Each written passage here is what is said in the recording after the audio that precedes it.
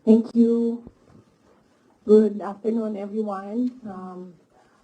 The Office of the Vice President would like to thank everyone for joining us on our Thanksgiving and would like to wish everyone a very Merry Christmas, and I hope that you spend your Christmas and holidays with your loved ones and your families. Thank you. Questions? Hi, ma'am. Good afternoon. Mads po from Net 25. Ma'am, you decided not to go na sa NBI. Though, in a statement kanina, sinabi naman ni Director Santiago na magiging papa sila sa investigation. What's your take on this po? Yes, ma'am. The lawyers presented me with options, and I asked them if I needed to go to the NBI for the subpoena, and then they said that I have options not to go.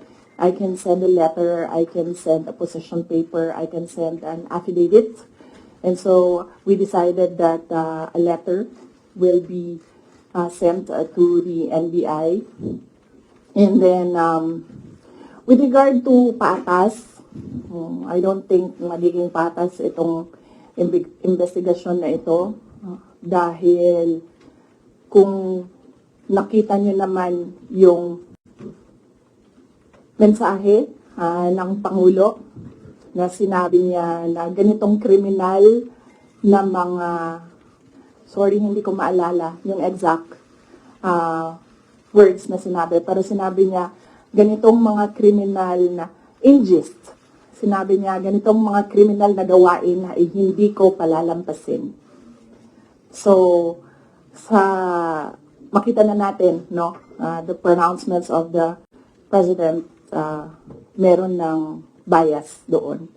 And kung nakita niyo rin yung interview ng isang USEC ng Department of Justice, sinabi niya, a threat is a threat. Well, if you're a lawyer, you would argue na no, there's several kinds of threats, but nakita niyo na doon pa lang sinabi na niya kung ano yung position niya. At as a USEC of DOJ, we expect that that is the position of the Department of Justice.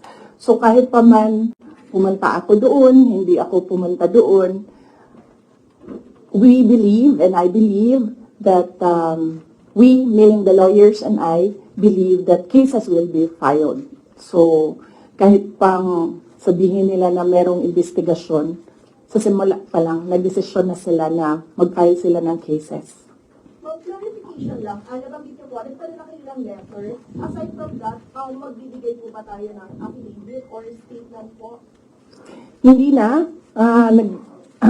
Tinanong ko sa lawyer kung idadagdag ko pa ba yung affidavit ko. Sabi niya hindi na daw kasi nilagay ko naman na doon sa letter, nilagay ko na doon sa letter kung ano yung sasabihin ko sa affidavit. Thank you. Good afternoon, Ma'am Celerina Moto from NHK. You have mentioned that there are already biases on how the government or the DOJ treat your case. So what would be the worst case scenario na nakikita ninyo na maaaring mangyari sa inyo? Okay. Ang worst case scenario, thank you, Ma'am Cel. Ang worst case scenario na nakikita namin is removal from office, impeachment, and then patong-patong na mga kaso, multiple cases to be filed, which the lawyers already told me to expect as well. That is why I just decided not to go to the NBI because clearly the pronouncements of the President and the USEC of DOJ point to cases to be filed. No, pero parang may nag-raise before that it could be like a violation dun sa anti-terrorism law and plunder, which are non-bailable offenses. So, could that be part of the worst case scenario na hindi kayo i-arrest kayo just in case and no bail? Yes, that could be as well. That is a possibility, ma'am, for cases that are without bail. And as I said, when I read the subpoena, I read there, it was for grave threats na hindi naman grave threats yung ginawa ko under the revised penal code, and it was for anti-terror law. So napaisip ako, bakit anti-terror law ang iniimbestigahan nila. And then, it's not the first time that I've heard of the anti-terror law used against a person. So, the first time I read about it, they used it against Congressman Ari Teves. So I inquired about what happened in Negros. So I was told, yun nga, there was a red notice, there was a AMLAC, freezing of assets, money, there was, well, a warrant of arrest, yes. And very recently, I read again the law, and then I found there that there is a provision there, removal from office. So, on that point, it's still kumbaga an avenue, I think, that they're pursuing to remove me from office. Follow-up question is Luana. Good afternoon, ma'am. Yes, ma'am. You mentioned that there is a possibility of, them coming to arrest you. Have your lawyers briefed you on what to expect in case they do come? And will you allow yourself to be arrested, or will you, because there have been others who have, fled, will you want to face people, face the law enforcers who will arrest you, or will you also try to, not get arrested? No, I do not plan to leave the country, or I do not plan to hide if there will be a warrant of arrest. Mainly because my children are here. So if I am detained, I want to be able to still see my children. So I have no plans of doing that. I have no plans of leaving the country to hide. One last follow-up for this matter. Please, Ma'am, Congressman Marcoleta offers himself as your lawyer in case to tuloy yung impeachment case against you. Will you accept the offer? No, I think, well, first off, I'd like to thank Congressman Rodante Marcoleta for his offer to be my lawyer in the impeachment case. I appreciate it because he's a very good lawyer. He's a brilliant lawyer. In fact, he pointed out to me points during the committee hearing that as a lawyer, I was not able to see. So that shows his astuteness in the law. But I feel that he will better serve the country if he remains as a member of the House of Representatives. That is what is important right now. We need good public servants, good leaders, good officials in government. And I assure everyone that we already have lawyers helping us. In fact, the moment that Franz Castro announced last year that they are planning to file an impeachment, we already talked to lawyers who will handle the impeachment case at the time. But now, cases pala, 3. So we just need more lawyers. And we already discussed this with the first team that we hired as lawyers. another follow-up. Ms. Rowena. You know, mentioned the law. Yes, ma'am. I just want to ask how are we preparing, or what are our preparation, and how are we going to respond to impeachment or the worst case scenario? Oh, okay. Yes, ma'am. So, very recently, we had a meeting with the lawyers, and what was discussed there was the arrangements, because we needed more lawyers. We are expecting another impeachment case now, so this may be 3 impeachment cases. So, and then we will await official copy of the articles of impeachment so that they can prepare the defense. We already have advanced copies of what is filed in the House of Representatives, and they're starting preparatory works right now. Sorry, sir.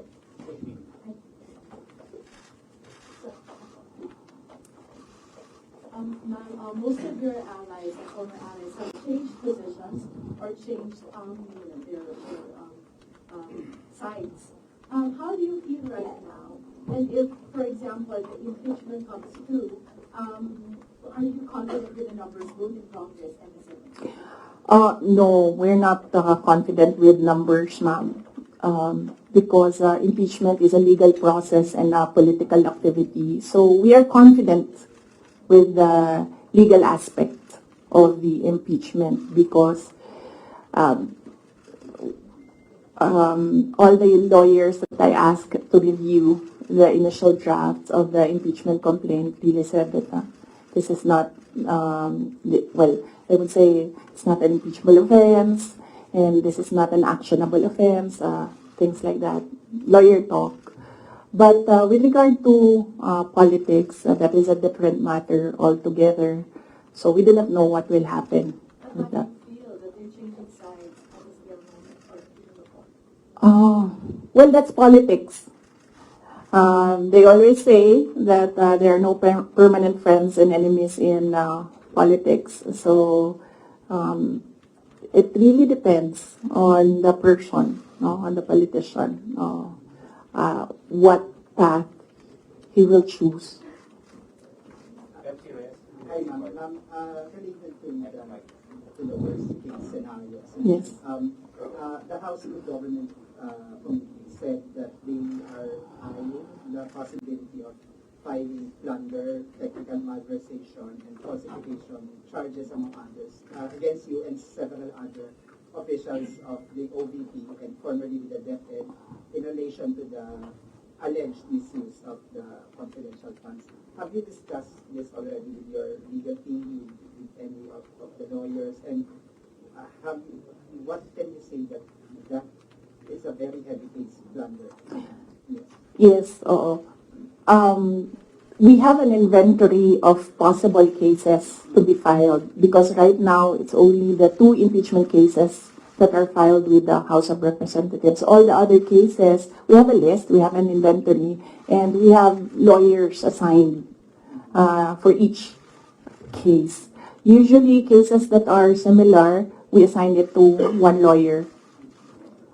And then other cases, we assigned it to other lawyers so that we ensure that all the cases have lawyers focused on each case. Follow-up. Ladies Camilo po from Bobo Radio Philippines. Ma'am, na-consult niyo na ba yung family niyo about this? Dahil kanina nabanggit niyo tungkol sa mga lawyers about sa family. Si PRRD, nakausap na po ba ninyo? And ano yung payo po sa inyo? Hindi pa kami nagkausap ni dating Pangulong Rodrigo Duterte. I expect na magkikita kami as usual sa December 24 sa bahay ng mother ko. Likely, baka doon namin mapag-usapan yan kung man mapag-usapan namin dahil madalas kasi kapag nagkasama-sama yung pamilya, lalo na pag nandyan yung mga apo, ay yung mga apo yung pinag-uusapan ng pamilya. Nagsabi si Pangulong Duterte na magpapadala siya ng pera para sa pambayad daw ng mga abogado kasi alam niya na napakaraming mga abogado ngayon ang kinuha para sa iba't ibang mga kaso, pero nagsabi na rin ako through my brother kasi yung kuya ko yung sinabihan niya, nagsabi ako na huwag na lang siya magpadala ng pera dahil nakapaghanda naman na kami para sa impeachment case. Kasi yung sinabi niya impeachment case, sir. So sabi ko, nakapaghanda kami sa impeachment case. Kasi nga, last year, nag-announce na si Franz Castro ng impeachment. So the moment na sinabi yon, and the moment na nakita namin na tuloy-tuloy yung attacks against me, ay naghanda na rin kami para sa mga abogado. Hi, ma'am. Sara from Straits Times, Singapore. Ma'am, you already mentioned that your lawyers are prepared to answer the impeachment cases, but the opposition groups who have filed the complaints against you are accusing you of being evasive in your answers in the alleged corruption and misuse of millions of confidential funds. Ma'am, baka you can offer an explanation also to taxpayers how kung above board po pa talaga yung paggamit nitong mga confidential funds para matapos na rin, ma'am, yung question once and for all. Yes, ma'am. I'm not being evasive. If you are referring to the budget hearing and the hearings in the House of Representatives, I'm not being evasive. I am not answering the questions because they have no authority to ask confidential questions. I am answering questions about the use of the money in the Commission on Audit. And there is no, you ask the Commission on Audit if there was anything at all that they can say or see that we are not cooperative with the audit. So it is wrong to say that I am evasive. I am definitely not answering questions about the use of the fund, about confidential funds, because it pertains to national security and the lives of the people involved in intelligence operations. And yes, as I said, we have fully cooperated with the audit process of the Commission on Audit, who has the sole jurisdiction to ask questions about the use of confidential funds. In fact, 2/4 of the Department of Education are already cleared by the Commission on Audit, but it is still being questioned inside the committee in the House of Representatives. So that is the reason why I am not answering questions from the House of Representatives. Plus the fact that, as I said, it is an attack. It is a political attack. If you are in aid of legislation and you want to legislate about confidential funds, you do not target one office and terrorize and torment the employees of that office. What you do is you do a sampling, a random sampling of the offices who have confidential funds. Why not call the office of the president, who has billions and billions of confidential funds, if you want to legislate about confidential funds? So that shows that they're singling out the office of the vice president. And I really feel that it's very disrespectful to the office of the vice president. That is also why when they ask that I respect their process, respect begets respect. So if they want respect, they should first respect the office of the vice president. That is what I was saying, that they don't like me, they don't like my person, they don't like Inday Sara Duterte, but they have to respect the office of the vice president.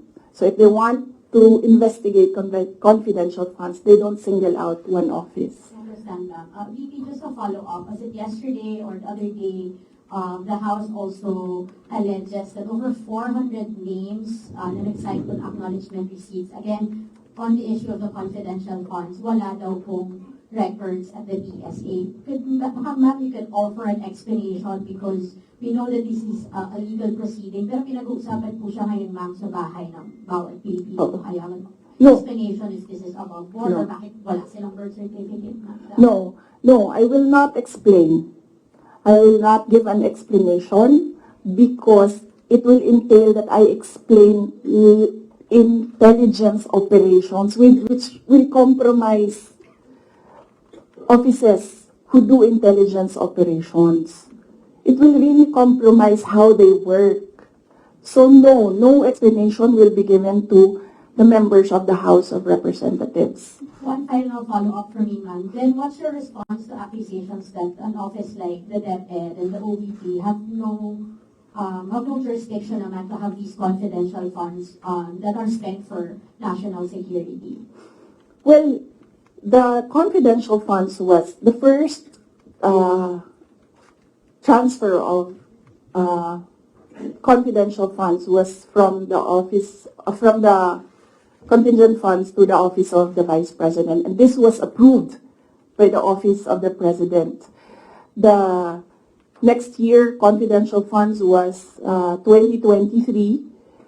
We submitted it to the Department of Budget and Management. It was approved by the Department of Budget and Management, and therefore it implies that it was approved by the Office of the President because it was included in the National Expenditure Program, the NEP.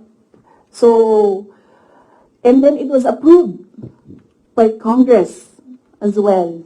The only reason why we did not use the confidential funds in the fourth quarter for both offices because I was already flagged by a friend inside the House of Representatives that they will attack you using confidential funds. So yes, it was duly approved by the Office of the President and both houses of Congress as well as because it was included in the General Appropriations Act. So it was not, we presented it, we defended it, they approved it. We used it, and then the question on utilization is under the Commission on Audit. That is how the system works. They cannot use or they cannot twist the system according to their personal interests. Really, all these circumstances and events happening surrounding the office of the Vice President is a race to the presidential election in 2028. Unfortunately, they are attacking the office as well. So, dyan ako medyo, and the personnel of the office of the Vice President. So, dyan ako medyo pumapalag. Wala namang problema kung atakihin ninyo ako. Kasi politiko naman talaga ako. Pero may problema ako pag inatake yung opisina at yung mga kasamahan ko dito sa opisina ng pangalawang Pangulo na nagtatrabaho lang.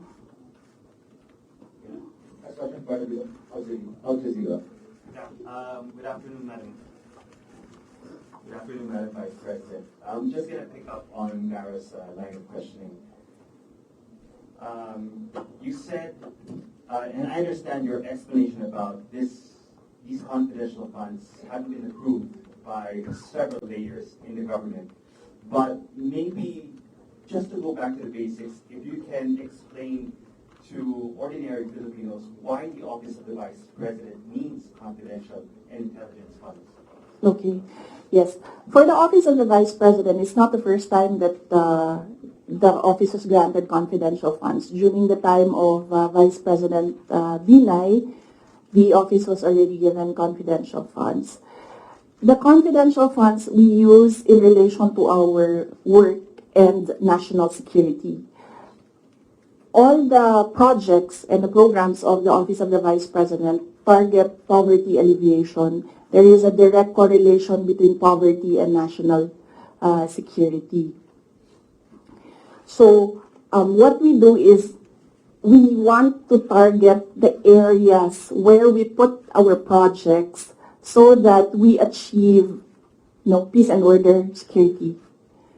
So we don't want to our projects put in areas where it is not needed for poverty alleviation. So we want to prioritize the areas. And the only way to do that is to use confidential funds to purchase information. So where are the target areas? We need that.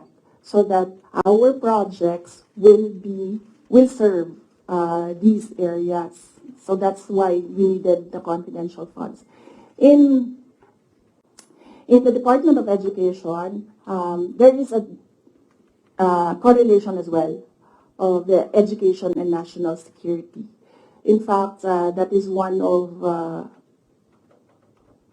there is a correlation as well of education and national security. There are so many threats to education, not just insurgency, and threats to Department of Education personnel and students as well. And we wanted to target projects of the Department of Education as well in the most vulnerable areas and schools. That is why we needed confidential funds. It's all about national security. And the position of the Office of the Vice President and the Department of Education is that the national security is a holistic concept. It's not just one, like territorial defense, sovereignty. No, national security is about food security. It's about quality of education. It's about poverty alleviation and everything else that we need to do as a country to get us out of this poverty rut. But you are in the NTF-LCAP, so couldn't have your offices work with the NTF-LCAP as well as other government agencies that actually have national security mandates? In the NDF-LCAP, they are only about, ano yung meaning ng LCAP? And local armed conflict. And local communist armed conflict. And local, there, LCAP. So that is very specific to that local conflict and communism. So as I said, the projects and the programs of OVP target poverty alleviation, and there's so many factors affecting poverty. And there are so many threats to education, not just insurgency. But there are also other government agencies with national security mandates that you can work with, your offices can work with. Yes, that is true, but we work far faster if we are allowed to purchase information and target our projects immediately on the certain school or certain barangay or certain municipality. We move faster if we can target our projects. Okay. Going back to the confidential funds, that was also about confidential funds, but the names are being verified by the Philippine Statistics Authority. I know you said that you can't explain because they're confidential in nature, but maybe just a yes or no, because other names have cropped up.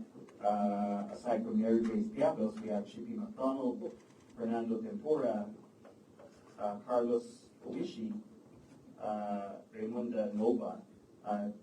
These were mentioned in a column at the in the Philippine Star, and Joel Chua, Congressman Joel Chua was quoted. Are yes or no, are these code names? Nakalimutan ko yung sagot ko. Sandali. I cannot explain confidential funds because it will entail explaining intelligence operations. And there is a law that prohibits officials who gather information because of their office to divulge it in public. So it's the Anti-Graft and Corrupt Practices Act. There is a specific provision of law. You cannot divulge confidential information that you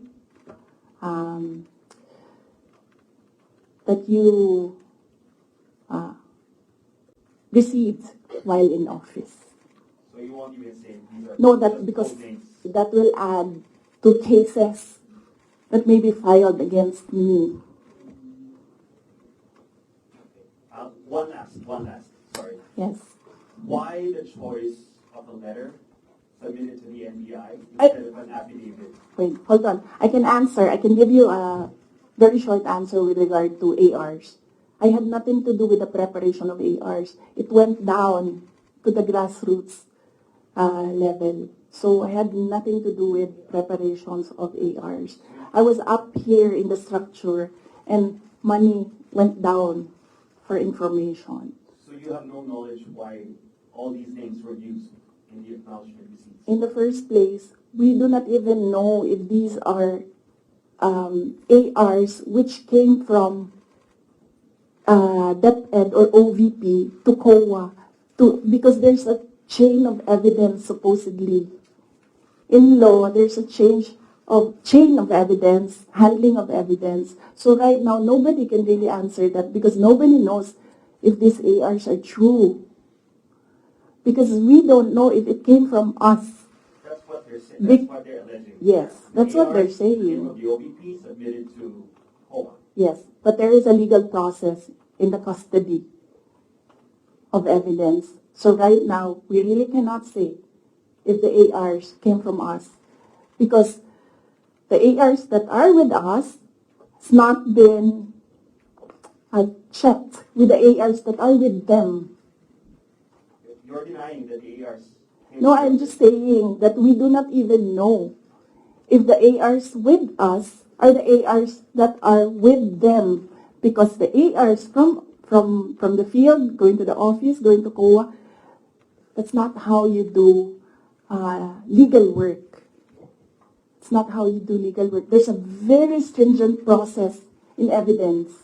That is why even if there is no law prohibiting a person from divulging confidential information, person cannot answer that because we do not know if that paper that they're holding was a paper that came from the OVP and DepEd. Because there was no marking of exhibits. That was what I was telling Congressman Chua. You cannot ask the OVP personnel to say yes or no to an exhibit that was not marked as real and true, as correct, and as a faithful reproduction of the evidence of the office. So would your offices then be willing to certify? No, because there is no question about that from the Commission on Audit. It's only a congressman saying that this paper and asking what is this paper about. There is no case. And that is to ask that about the paper is the sole jurisdiction of the Commission on Audit. So then if the Commission on Audit asks... That is what I was saying. We have been fully cooperative with the Commission on Audit. Everything that they asked for, we submitted. That is why there was a partial disallowance only. And even then, we are not yet finished with the process because we can still submit documents that are required by the Commission on Audit. That is the problem right now, as I said. They are doing work that they are not that is not under the mandate of the House of Representatives. They cannot audit. They cannot question at all. They cannot make me answer and say that we represent the taxpayers and you have to answer. No, I will only answer to the Commission on Audit because that is the body who can ask us questions about the fund use. Next question. Catherine to ATM. Catherine, ma'am, on the issue of your budget not being reinstated or restored, your reaction first on the decision of the bicameral conference committee? Well, we do not expect anything about the budget of the Office of the Vice President anymore. As I said,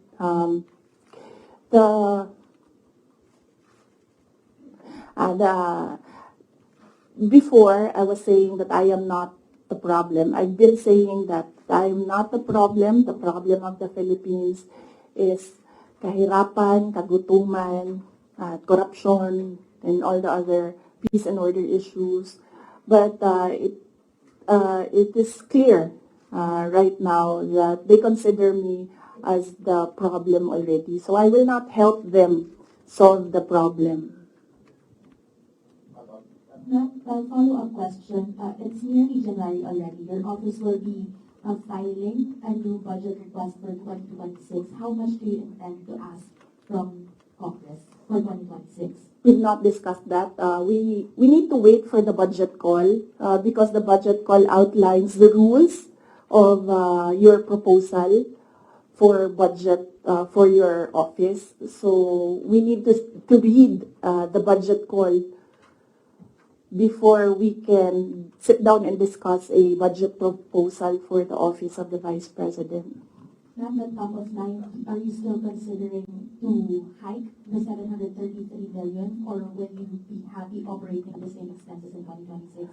I cannot answer that because there are rules.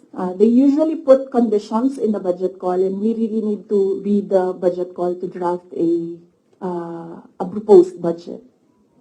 That's the question. Just to follow up on the budget, in the previous interviews, you said that you cannot give a definite answer on what will happen with regards to your satellite offices, given that the budget was not final at that time. But given that the BICA already decided not to reinstate your original proposal of 2 billion, what will happen to your satellite offices? There are around, I think, 10 satellite offices across the country. Yes. We have to see if we can continue with the projects that they are implementing. We need to see if the projects are still there, and then if they can still implement the projects. So that is something that we have to discuss with the execom of the Office of the Vice President. Nandun po ba yung possibility of shutdown? And then ano po yung nasabihan na po ba yung mga affected personnel just in case na mag-shutdown na mga satellite offices? Galing sa central office ng Office of the Vice President, wala kaming sinabi sa kanila. Pero since nababasa naman nila sa media yung nangyayari sa budget, I am sure that they are preparing themselves as well.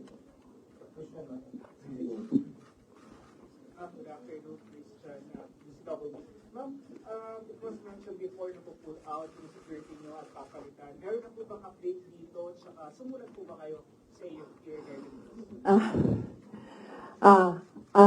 Yes, wala pang update doon sa pull-out and replacement. Nag-aantay kami sa Armed Forces of the Philippines kung kailan nila gagawin yon. Yes, nagpadala ako ng letter sa Chief of Staff ng Armed Forces of the Philippines. Meron lang akong mga nilatag doon na mga requests. Pinakauna doon is hindi na kami tatanggap, hindi na ako tatanggap ng replacements. So kung magtanggal sila, hindi na nila i-replace. Iwan na lang nila kung ano yung maiwan. And kung wala mang maiwan dahil tatanggalin nila lahat, I already said that I will seek security arrangements outside of the Armed Forces of the Philippines already. Mag-outsource naman kayo. Kasi normally naman, di ba, pag Vice President, may naka-designate dyan from the AFP, from the PFP. So, dahil nga, yun nga, may pull out, and so, ang plano naman para mag-outsource na lang kayo. Yes, we are exploring private security services. Yes. So, my husband, ma'am. Huh? Would that be construed as a private? No, because there are professional security services. So that's not considered as a private army.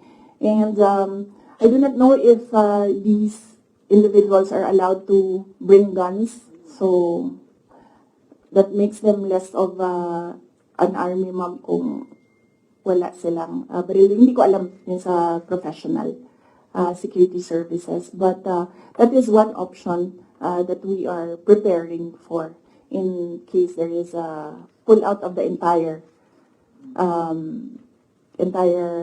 security detail from the Armed Forces of the Philippines. Initially, I asked my husband, and then he said that he'll make arrangements. Out of pocket now. How much are you estimating for that? Well, wala pa kaming ano, we have not requested for proposals yet from service providers. We have not requested a proposal yet. So, but I think only Filipino organizations or agencies are allowed that kind of service within the Philippines. I think, Mama. I do not know. But I know that they are Filipinos, yes. Do you feel secure? No, I don't. Children? No, ma'am. No. But no, I do not feel secure. As I said, that there's always been bias because when we see, say for example, DOJ, iniimbestigahan nila yung press con. Pero hindi nila iniimbestigahan kung bakit kami umabot doon sa press con na yon. Iniimbestigahan nila ang threat ko, no? Pero they've not ever investigated threats against me, which are all documented, but we do not give them the information because we don't trust them at all. Ma'am, kasi sabi po nila mga congressman po, ma'am, kasi parang contrived lang daw yung threat ninyo. Parang it's just an imaginary threat. Like for example, si Asidre nagsabi na imaginary daw yung threat ninyo, unlike doon sa sinasabi na threat daw, yung inyong threat to the first family and speaker. So what's your take on this po? Kasi parang dinidismiss po ng mga congressman na kayo po ay nafe-threat, nagkaroon ng threat sa inyong buhay. Parang sinasabi nila, hindi naman, parang imaginary lang yung threat ni Vice President as opposed to sa sinabi niya doon sa press conference. What's your take on this po? Yes, we have documents, sir. We have screen caps, we have photos, we have police blotters, we have everything on file. But I never talked about it before because I felt na it was part of my job as Vice President. You get that? Aba? So, and it does not affect my work. So, all the more that it was inconsequential for me at the time. But right now, seeing that they are picking out words that I said and making a case out of it and saying that these are threats. So I think they should start with, where is this coming from? That is the question that they should ask themselves. But I don't think they'll ever ask that of themselves. So we'll just move on to the cases and the impeachment and whatever will come in the new year. Ma'am, do you regret saying or making such threat to the President and the First Lady and the Speaker? No, ma'am. Buti na yung alam nila, ma'am, na pag namatay ako, hindi talaga ako, I will not die in vain. VP, you mentioned the 2028 presidential elections that all of the attacks of the Marcos government to you now is all connected to 2028. But the last time, the sitting vice president, a very popular sitting vice president, was investigated for corruption allegations and refused to respond in the public forum. Natalo po siya sa elections, and I'm referring to former Vice President Jesse Martinez. Ma'am, are you concerned that your enemies would be able to turn public opinion against you and it will hurt any potential plans of you running for president? You're leading surveys as earlier. I've not seen the recent surveys, but yes, that is what they are trying to do, turn public opinion. That is the strategy. Yes. But yes. So, yes, that is what they are trying to do, turn public opinion. That is a common strategy in politics, black propaganda, and everything. Will it hurt my chances? I'm not yet a candidate. So, right now, I am just the Vice President of the Republic of the Philippines and working for the country. So, I am not yet a candidate. So I do not know if this will affect me maybe my decision in 2026 will consider what is happening right now, but I cannot really say with finality what will be the considerations for me to decide to run for president. As I said, just give me the last quarter of 2026. I think that is the best time for any presidential candidate to decide to run. Ma'am, pero isip po, ma'am, kasi ito, lumalabas yung keyword ngayon, binibinay. Para kayo ginagawang binay yung that for former President J.T. Marbil. Yun din po, ma'am, binibinay kayo ngayon kasi malakas kayo ngayon this survey and possibly tinutukod nila kayo para mawala yung political clout ninyo sa 2028. Yes, oo. Yan naman ang sinasabi ko eh. It's all, these are all political attacks. From the attack from the left on the confidential funds, the meeting with the Speaker of the House of Representatives, and the attack on the budget, and the other attacks that you see in social media. So these are all directed to remove me from the race, yes, and then, of course, remove me from office. Ay, that needs a sit down. Ay, lako. Talaga. Sasabihin ko sa'yo, you know, paano ko nalaman na gusto ni, na plano or gusto ni Martin Romualdez na mag-president? Ay, lako. Halaga. Sasabihin ko sa'yo. And this is personal knowledge. Kasi narinig ko talaga. I was there. So, kaya alam ko sa simula pa lang, nung narinig ko yun, okay. Wala lang din sa akin yon. Kasi lahat naman pwedeng tumakbong presidente. Diba? Ang hindi ko lang in-expect, yung gagamitin mo yung buong gobyerno para sirain yung isang tao. Yan din. Kailangan magdesisyon ng taong bayan. Gusto niyo ba ng Vice President Martin Romualdez? Yan ang tanong. Kasi, yan naman kasi talaga yung plano niya. So, kailangan mag-decide ng taong bayan if you want somebody sitting there na hindi ninyo binoto. Are you determined to stay as Vice President? Sir, ma'am, are you determined to stay as Vice President? No, I'm at peace. I'm at peace with whatever happens to me.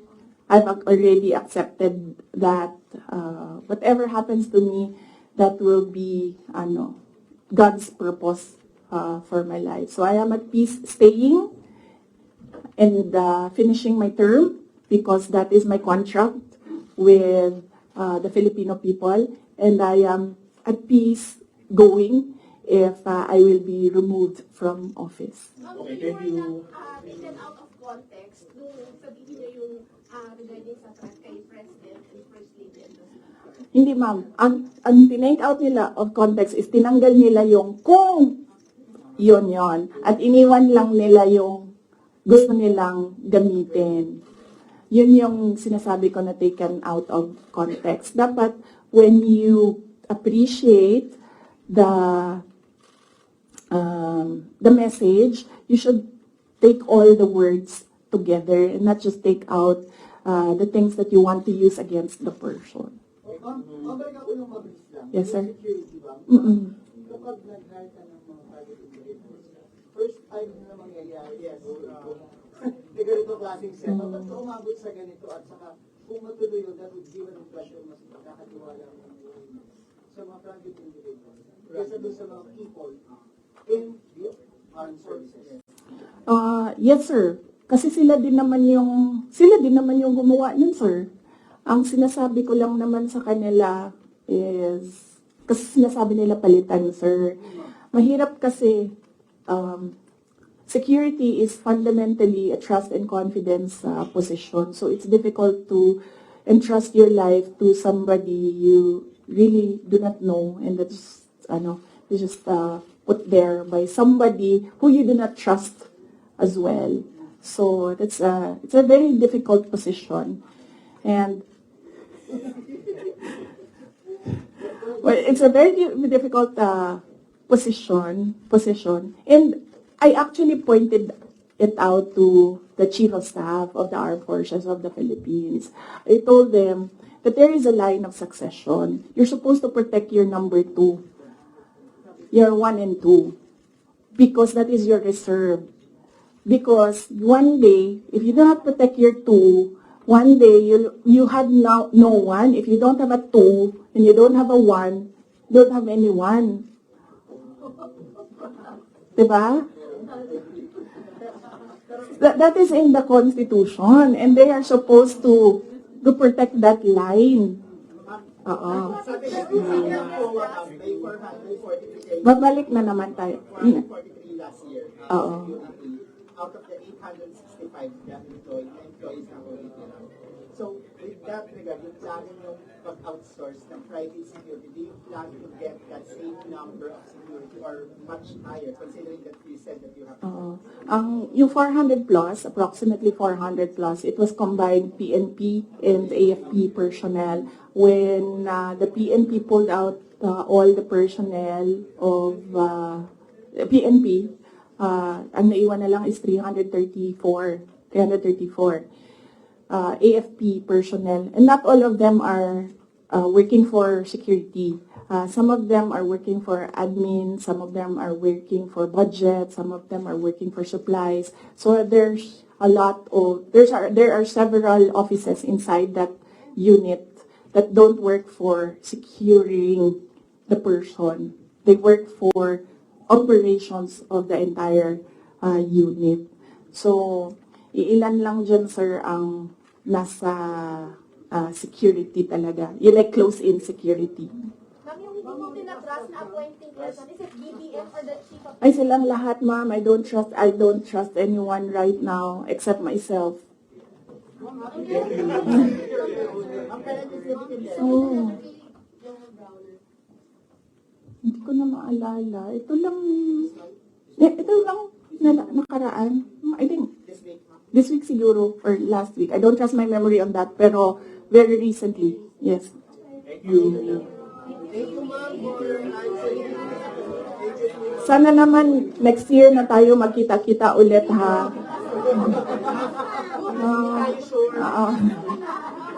Sana naman sa January na, please. Ha? Yes, oo. Opo. But I'll be back January 3. Thank you, ma'am. Merry Christmas po, ma'am.